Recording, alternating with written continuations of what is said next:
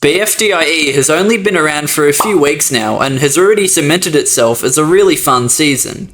It was a bit of a shock to see an entirely new cast at first, but by now, I've really warmed up to and come to appreciate them.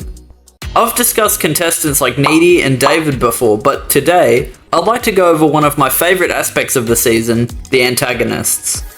The best thing about BFDIE is how we can actually have these villainous contestants, and for once, they aren't instantly voted off by little kids. The writers have certainly taken advantage of this, and today, I'd like to spotlight those evil, cruel, cheating, and violent characters of Season 6. First up, we have one of the more unique additions to the cast, Toothpaste. Toothpaste was immediately characterised as a bit of an unhinged hothead type of person. I mean, our first introduction to her was this. Ow! Oh, I'm sorry, I didn't mean to.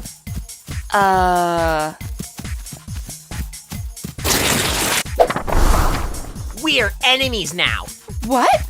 However, right into episode 2, we get one of the biggest switch-ups in BFDI history. We're enemies! Right? You threw metal at me last episode! Well, that's exactly what I wanted to talk about. I've forgiven you. Really? That's awesome! I know, right? We're best friends now! Yay! Now, Toothpaste isn't the best written character in all of fiction or something, but for an object show, the concept of someone kind of picking a new rival every episode is pretty cool. It guarantees some energetic conflict and means that we get to see something fresh with her dynamics all of the time. Now, a common criticism I see is that she's basically just a Fiery Jr. clone, and yeah, I can't even defend that. Wait, you can climb on any pole? We figured that out ages ago, idiot! Fiery Jr. barely has enough screen time though, and he's pretty great, so I think I'll let this slide. Next, we have a traditional villain type character to balance it out, Sidewalkie. This guy is as close to a classic BFDI bully that you can get. He's strong, mean, loud, and uses his abilities to push everyone around and ensure that he wins.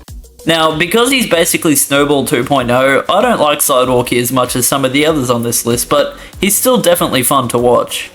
My favourite thing about him is how he just spams the thing where he falls on someone. Like, he just does it all the time, oh my god. Well... But yeah, there's not too much to Sidewalkie's character. I do wish we saw him develop more unique relations with the other contestants. Maybe the rivalry with David or Sticker could be developed more, but overall, a solid antagonist. Let's now move on to someone who I actually do really like. Ruler hasn't had much time to shine, but he's by far my favourite antagonist in BFDIE so far. The best thing about him, he's just pure evil. Essentially, the first thing Ruler ever did was blackmail Jamie into becoming his henchman. Oh, thank Peach, you're a lifesaver. A lifesaver? I'm gonna drop you. What? Why catch me then? I wanted to see your hopes get crushed. Goodbye. Wait. Uh-oh. Look, if you take me to the top, I'll be your henchman for the rest of the game. This dynamic has continued since now, and while nothing major has come from it yet, the interactions are still very enjoyable. As a highlight, I love the bit in episode 3 where they dressed up in the super obvious costumes of each other. This absurd comedy is just one of BFDI's best features overall, and I'm glad it's preserved until even season 6. Anyway, Ruler is great. There's not really anyone else in the series who's just unabashedly evil like him, and I'm really excited for whenever he gets the spotlight he deserves. Massive shout out to the voice actor too, I love his line performance. What? You are the worst henchman ever, trying to make yourself win, eh? No. Now those guys are the main villains of the series, but while I'm here, I'm gonna give out some honourable mentions. While not a specific character, the Cheaters Alliance is definitely one of the main sources of conflict in the season by now. Made up of Sticker, Beach Ball and Rose, this little group has made it through the challenges by, well, cheating.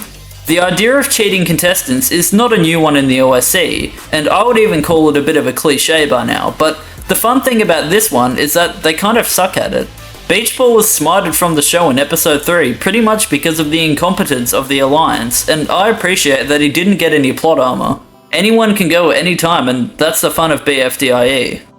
Someone else that has caused some trouble is David.